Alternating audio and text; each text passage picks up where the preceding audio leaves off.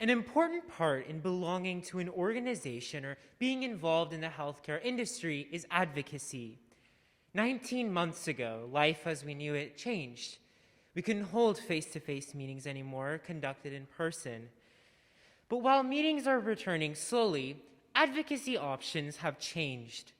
Tonight, we have two friends of HOSA here to talk about the state of advocacy and provide some tips for advocating today.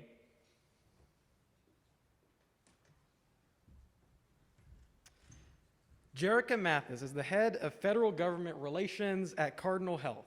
She has formerly worked as director of government affairs at Crowell & Mooring, where she assisted corporate, trade association, and individual clients with legislative and regulatory advocacy and strategies before Congress and federal agencies.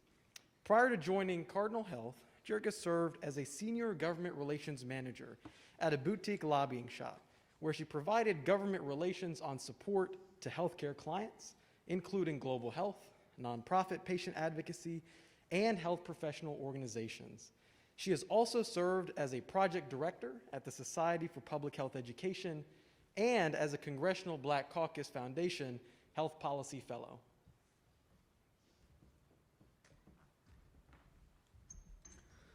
During her time as a fellow, Jericho worked on policy issues related to improving the health of racial and ethnic minorities, as well as labor and employer issues, in the U.S. House of Representatives Committee on Education and Labor.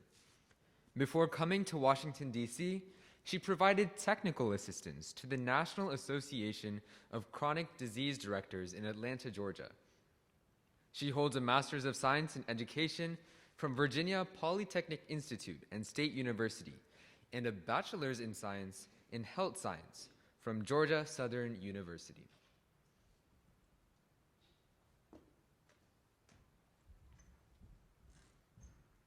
Angie Comte is an advisor of government relations at Cardinal Health, which is a member of the HOSA 100 National Advisory Council. Prior to her current role, Angie worked in government affairs for AdvaMed. The Advanced Medical Technology Association is a trade association that leads the effort to advance medical technology. She graduated from Marquette with a degree in political science and has been working in government and policy since. It is with tremendous pleasure that I now welcome Jericho and Angie.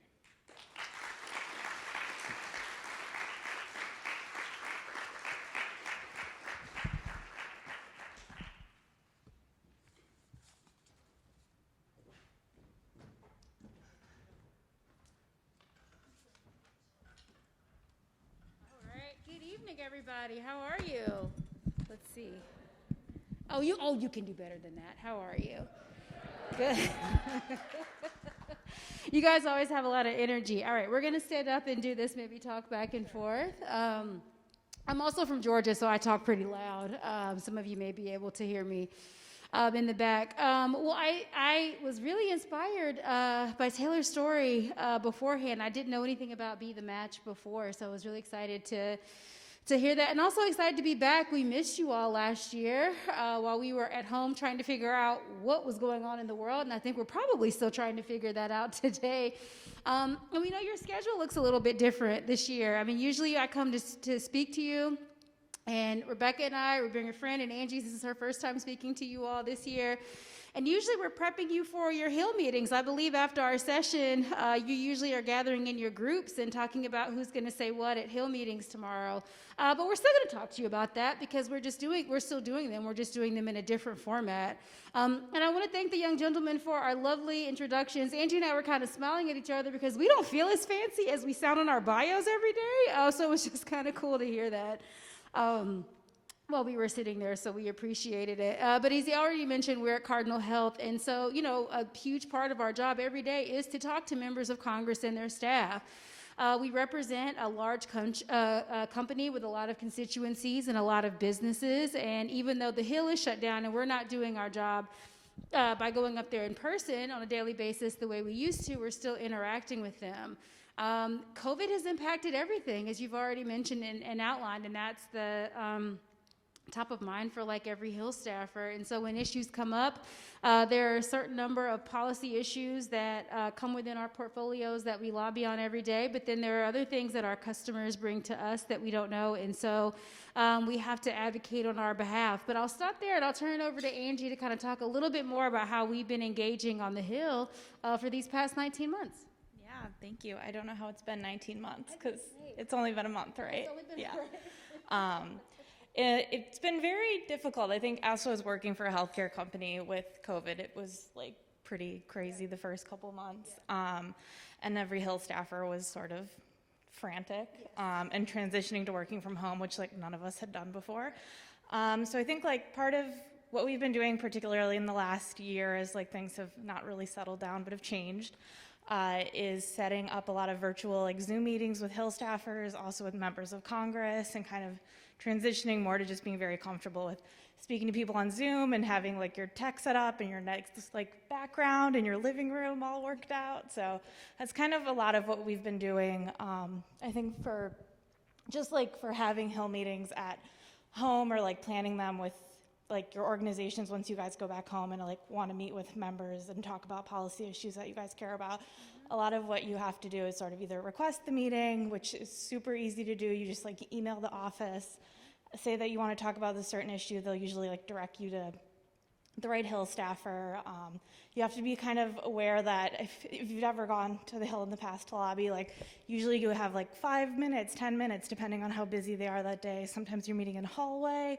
In some ways with Zoom, it's sort of similar where they might not be on camera, they might be trying to multitask, like answering emails while they're talking to you.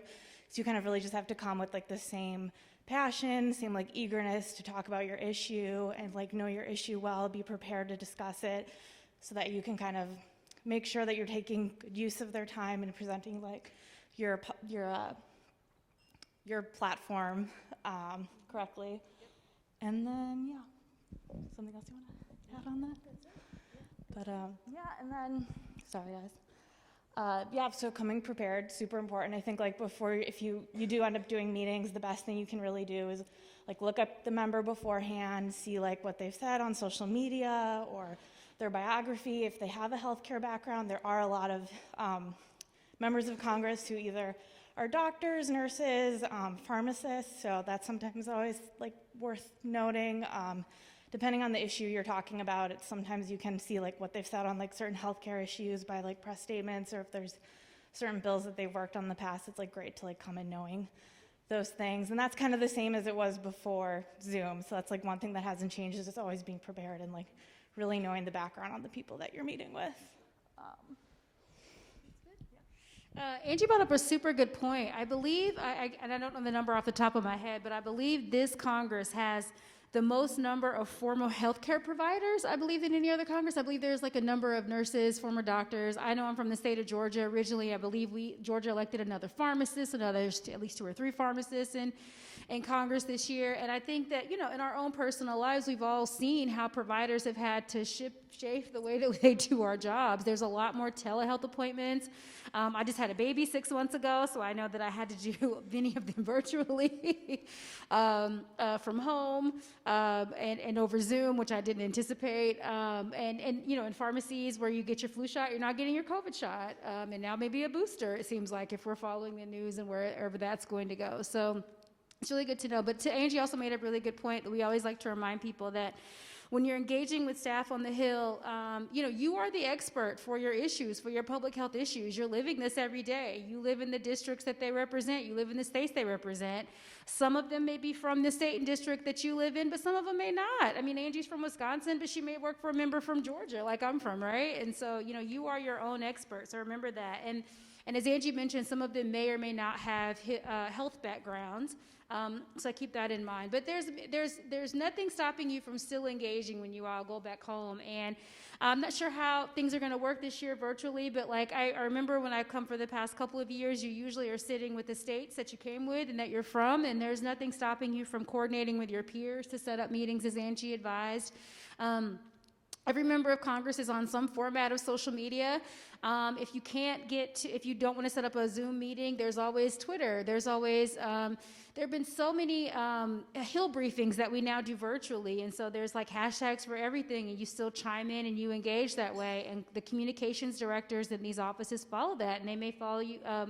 They may follow up with you afterwards. I think I've had like 2 members of Congress follow me on Twitter this year, so I feel really popular. And I believe they're bipartisan, if I'm not mistaken, right? Like you don't see much of that these days. Maybe in Twitter followers, I'm not really sure.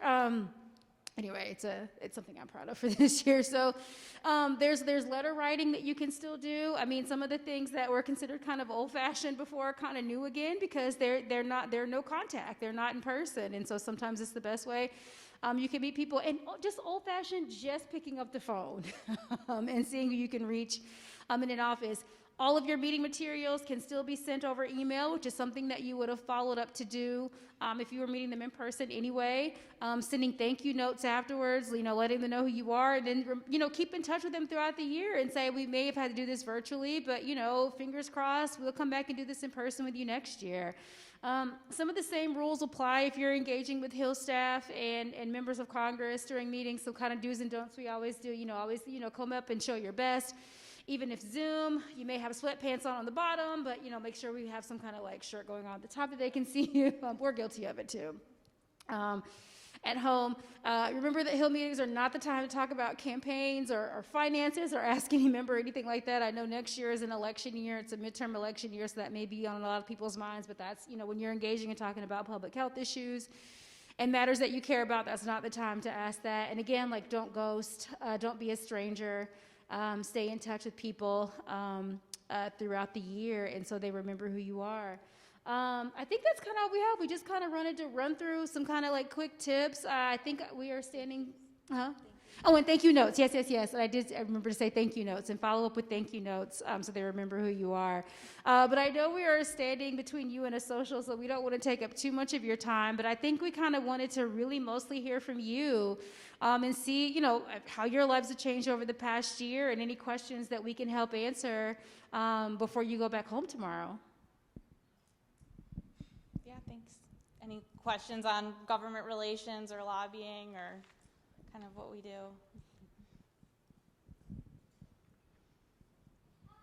Hi.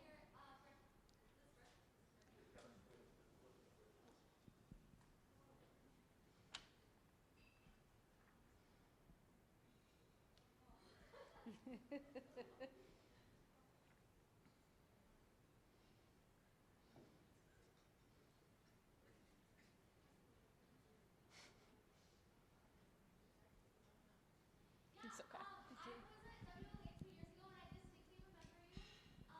And I'm super excited to like see you again. Yeah. But I'm really passionate about like policy and being involved in government and local government. And I'm curious to know, because I'm also super interested in healthcare, what credentials do you need to advocate for public health in the region? That is an excellent question, and it's good to see you again too. Yeah, I'm glad that you brought up local government because I think that's a really important way that you can engage that I think kind of is forgotten, especially when you come and you do the DC programs. I did them in high school too, and you forget there's just so many ways you can get involved on like a state or local level. I did a lot of internships with like council members and mayors and found ways to get involved that way, especially because there is so much public health aspects related to your city government and state government. But do you want to talk more to that? Sure, yeah. So I kind of say this sometimes when we do advocacy training, so you can laugh or not. There actually are no real credentials to be a lobbyist, right? So you can come from any walk of life, and many people do. I mean, you guys will see when you meet people on the Hill. I mean, look at the members of Congress themselves, right? Some of them were farmers. Some of them were dentists. Some of them were community organizers. Some of them were bartenders, one you may have heard of before. So they come from all walks of life themselves.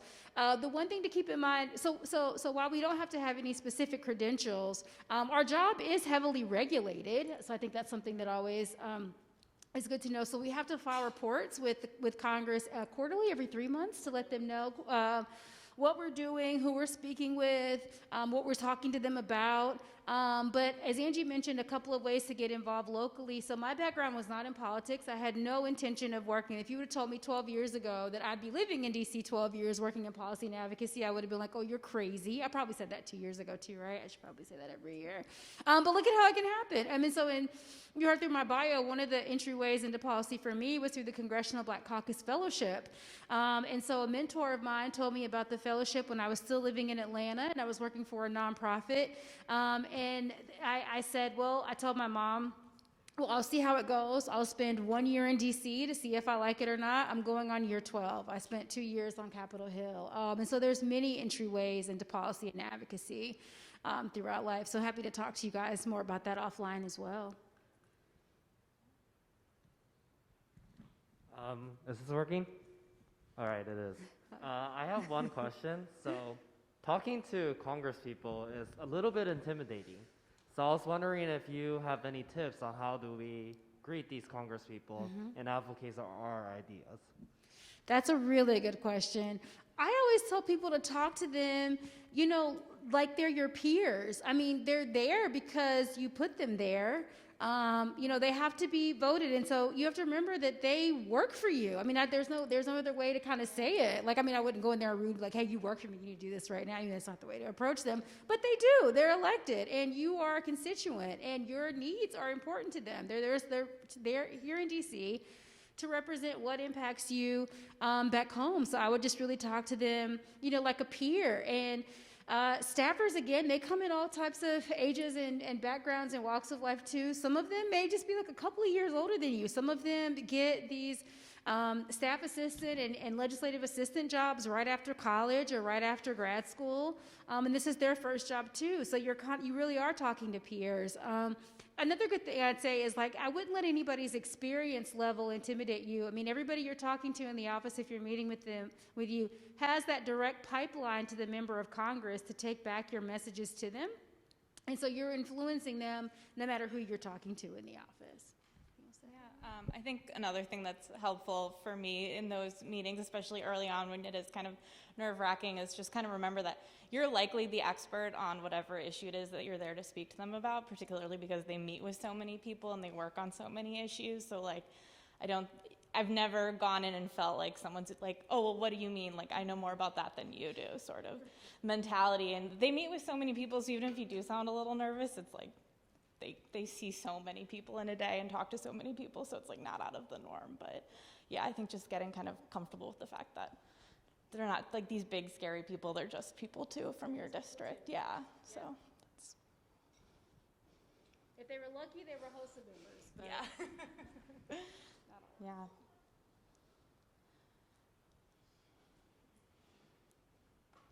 Oh, sorry, I'm short. Hi, I'm Katie from North Carolina, HOSA. I was wondering, there's so many issues that Congress men and women have to deal with and listen to each day. How do you make yourself memorable, or how do you really show that you're passionate and, I don't know, get them to listen to you or help you? Yeah, I think that's a very good question. Coming prepared, I think, is really good. Just like, you know, really knowing your issue, just showing up enthusiastic, talk to the staff member or the member of Congress. And I always find that it's helpful when you talk through the issue with them, that you don't assume that they know parts of things. Or like if you ask staff, like, oh, do you know what like supply chain management is? And they might just say yes, but they don't actually know what you're talking about the rest of the meeting, because it's like kind of some like just general background information might get lost in the messaging. So it's like really good to sort of like really explain things at like a general level, but also be engaging. So like, I don't know, sometimes like you find things to joke about or talk about that are just more on like a personal level. It's sort of, yeah, just small talk, but yeah. yeah. I'd also say, as we've already mentioned, localize everything. Bring everything back to home and make that connection to home. And I think that's how they remember. And visualize, you know, tell your story, humanize it. Like Angie said, you can go in there talking about supply chain data management, or you can talk about many statistics. They're hearing them from all over the place related to the pandemic, but like, what does that really mean to them? Like they're looking at you, whether that's in Zoom or in person. You know, what is your story and what do you tell? Like, members of Congress and their staff are polled all the time about what makes the most impact on them on Hill meetings, and it's personal stories every single time. Angie and I are very delightful people. We meet with a lot of staff all the time. They tell us we're delightful, at least. But but they can see us any time of year when we were in person, and we can go to Capitol Hill and meet with these same offices over and over again. They don't get to see you every day. They're going to remember seeing you. Right. Thank you so much.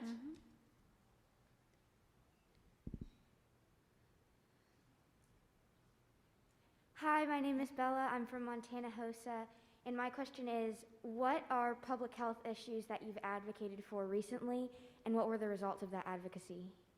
Ooh, that's a good question. Where do we start with that? COVID. So COVID. Do we talk about like vaccine distribution or in general? Yeah. So Cardinal Health is a wholesaler, distributor, and manufacturer. So one of the things that we wanted to do with Hill offices is we called and told them to basically put us in, coach. Let us know where we can be helpful. One of the things that so it's not a direct public health issue, but it had public health impact, right? I mean, where we get our supplies from and how we are prepared in our medical facilities and hospitals to serve patients in a pandemic. You realize when the world shuts down, what's important about where we get our products and supplies from and how quickly we can get them to people who need them in times of a crisis. Especially during a pandemic. So that's probably not being really specific, but I think that, we've worked on different initiatives and strategies, both with Congress and with the administration, both the last presidential administration and this one, to be effective stewards of good health and use our company resources where we could to get supplies where we needed to. We're still working on that now because the pandemic is not over. One of the things I'll just tell you in general, we are, because, we're still working with members of Congress is, even virtually, you still work with them to get bills introduced. And we're still, Angie and I are talking to them now about crafting legislation about how we can be prepared, as a world and as companies in the next pandemic. What can we do better next time that we learned from this time? So I guess that's not really direct. There's also other things that kind of nuanced things if anybody it's really in in the weeds of health policy, drug pricing is something that you hear about all the time, and it's something that's also been an issue that's elevated as a result of the pandemic. So that's a public health issue that we talk to members of Congress about as well. Yeah. Thank you. Yeah. Hi, good evening. I'm with Louisiana HOSA. My question is, how often do you go with a solution as opposed to just an issue or a problem that might be going on? Do you come with a kind of a plan that you are trying to move them toward? And anyway, how important is the solution? The solution is where you always want to start. Now, there are hills and valleys to getting to a compromise solution that, many parties agree with to get something across the finish line, but the solution is what you always want to start with. You members of Congress and their staff hear about many problems. You do have to talk about the problem and the issue too, and you say, here's where we have some concerns, but here's how we think is a good policy issue to solve it. And we're going to help you solve it. We're going to help you write a bill, or we're going to help you work with the administration, or we're going to work with members of Congress on both sides of the aisle in both chambers of Congress to see if they also agree with the solution, to see if we can come to a compatible agreement to either get a bill introduced, passed. I mean, these things can take many years. We talk about them like it can take 5 minutes. It can still take years, but you go in with a solution, and then you build and craft from there. You build your advocacy goal and plan from there, strategize from there. I think another thing we are able to help offices with sometimes those is they're so busy and they're working with so many different people. So if we know that there's another member of Congress and their staff that also cares about this issue, we can kind of help connect the dots and get them to find some common ground that they can work on legislation that way too. Yeah. Thanks. Love all the questions, guys. So my question kind of relates to HOSA being an international organization.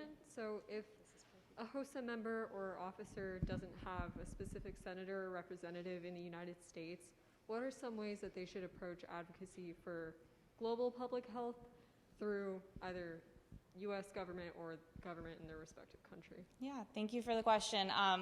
Part of my job at Cardinal Health is also working on international issues for the company, which is definitely more of an ad hoc. When an issue comes up, we try to connect with whoever we need to. But there are a lot of, I guess more in like the healthcare side, there's a lot of like global or like more international level associations that we work with at like a company level to discuss like certain issues, like with MedTech Europe. So like the medical technology companies all like align in Europe around like certain issues, or LATAM. So there's like a Mexico Medical Device Trade Association that we work with frequently. On an individual level, I think that there probably are a lot of like non-government organizations that do public health that would be a way to engage as an individual, but like as a company, we do a lot of working through different like global organizations to discuss issues in certain countries. So, yeah. Hi. In a time when public health issues and healthcare have become so polarized, how are you making your voices heard to all groups and people within Congress?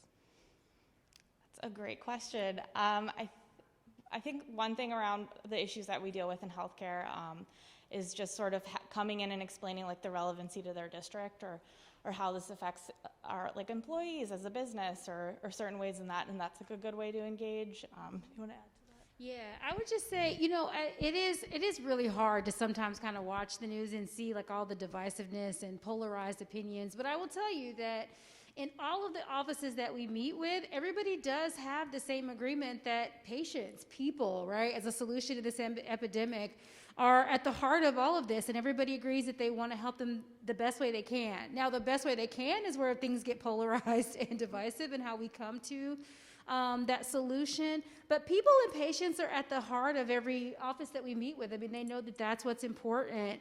How can we get out of this pandemic as healthy as we can, like as a people? How can we do that and then get our economy back on track? Everybody has like the same goals at the end of it. It's just how we get to it sometimes is where we need to find some compromise.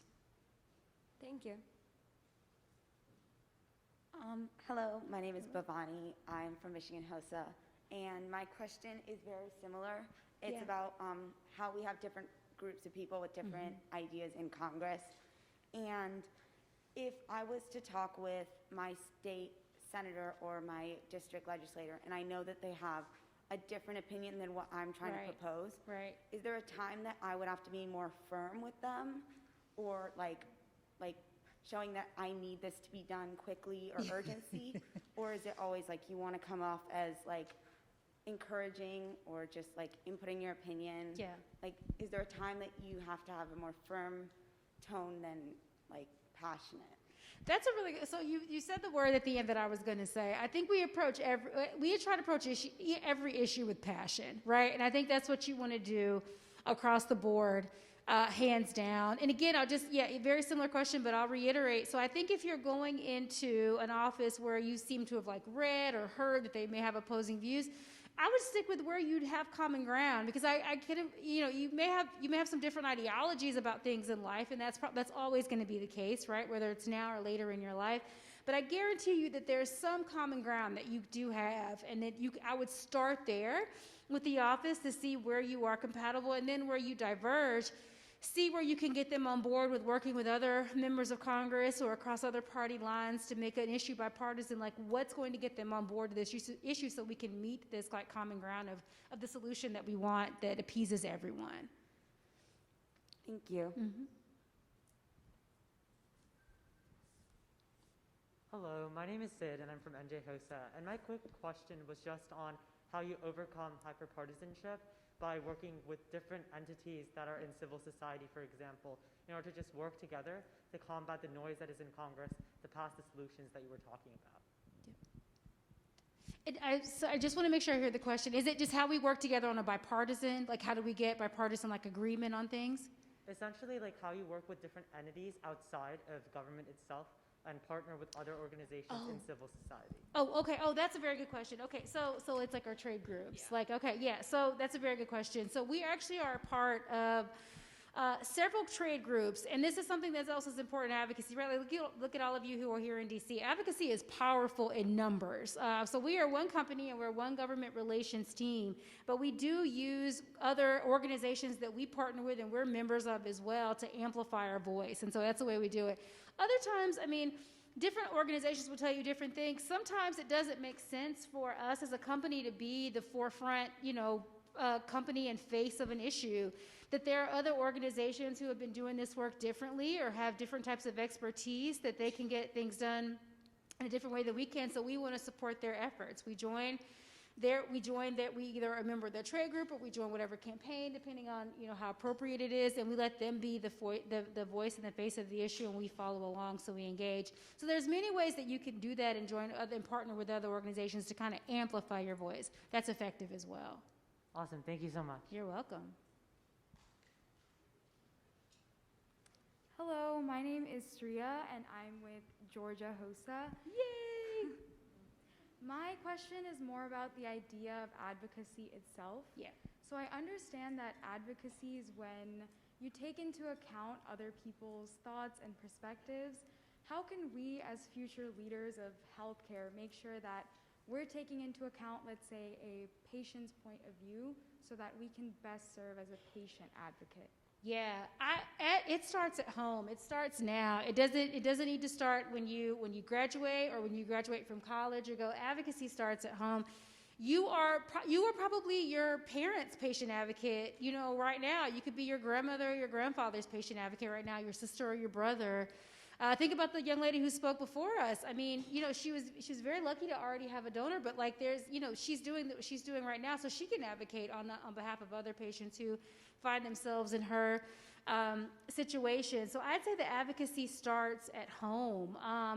Take it into your everyday life. I mean, you may go to the doctor one day and get a bill for a couple of $1,000s that that's like that. That's a lot of money to come up with, and especially in times that we're living in right now. You then become your own advocate about how you can find a solution to that. If you see someone else going through some other issues or some medical problem, or you can spot or be a help, you're an advocate right there. It starts at home, I think, in your everyday life, and then as you get into school and come out of school and you want to do this professionally, then you use that same expertise and apply it to your job. I think that was good. Okay. Yeah, that was good. Thank you. Thank you. Hello, how are y'all doing today? Good. That's awesome. So thank you for speaking to us. I mean, this is awesome. This is my first WLA. Don't know about you guys. I know there are a couple people who've been here before. So my name is Grace Estes. I'm with Tennessee HOSA. And I know there were some questions about compromise, and you brought up how being an advocate is so important and coming into that room with all of that passion, because that emotional impact is going to bring so much more to the table. So I kind of want to bring up this hypothetical situation and kind of ask for some advice. If one of us did want to go and lobby and something like this did happen. So I go to meet someone on Capitol Hill, right? And I'm going to lobby for just something that I'm passionate about. Mm-hmm. And I've been waiting for this meeting maybe 2 months, let's just say. I go in there, I'm so excited, I have passion, and when I get out, it's almost as if the meeting has gone backwards, like nothing was done, they didn't get what I was saying, my passion didn't get across, no compromise was reached. What would your advice be to me to take steps after that? Yeah, that's a very great question, and I think a lot of people would say the way a bill becomes law is not as clear cut as the cartoon likes to make it out to be. It does take years. There are issues that we've been working on for years and years, and do you want to add more to that? But I think just kind of patience at some point. Yeah, no, sorry, I dropped a piece of paper. Okay. No, I think I'd level set. Like to Angie's point, I think sometimes we walk out of meetings and we think, oh God, was I as effective as I wanted to be, or there were many things I wanted to say that I didn't get a chance to say, or what I thought was really a hit-home argument, I didn't get a reaction from the staffer, so that means that they may not, those things are really hard to gauge. I totally understand. I've been on the other side of those meetings, and I walked out kind of feeling deflated. But you know what happened after that? And there's been a staffer, I've met with him now a few times, but the first time I met with him, oh my God, he grilled me to the ground about all these types of health policy statistics that I didn't know off the top of my head, and I felt like I was so unprepared. And all I wanted him to do was sign on to my letter. that I was advocating for to get a bill introduced. And he gave me the hardest time, and I walked, I feel like, oh my God, well, that was a loss. Well, good thing I have like these 10 other meetings, and maybe I can get these people to sign on. Do you know this staffer was like the first person to sign on to my letter? And now I just had to get to know, like I just didn't know his personality. I met with him 5 times now, so now I know to come in. I know he's gonna ask me 100 numbers, and so I come in like with all these pieces of paper to let, to respond to like all of his questions. So sometimes I'd say it's kind of hard to gauge, but if you really feel that way, this is why the follow-up is so important, and it's what we tell you, to never ghost a staffer that you meet with and follow up with them, not just with a thank you note. That's your opportunity to say, actually, let me level set something. There were a couple of points that I meant to get across that I didn't want to, so I want to lay them out here. I heard you respond in a way that, maybe was different from my intent, so I just want to let you know what I meant here, and I am happy to jump back on the phone with you at your earliest convenience and talk this through again. Great advice. I appreciate it. Thank you. Sadly, that is all the time we have for questions today. Thank you to everyone who asked questions. Jericho and Angie, HOSA thanks you two for your time and advice here tonight. Your work on Capitol Hill inspires all of us as officers to overcome challenges and reach out to our elected officials. Thank you for being accessible to HOSA as a bridge and joining forces to amplify the voices of future health professionals. You two inspire us to advocate for ourselves, our passions, and our organizations. One quote that especially stood out to me during your presentation was, "Approach every issue with passion." And because of your words tonight, you have created a renewed passion in this room for advocacy.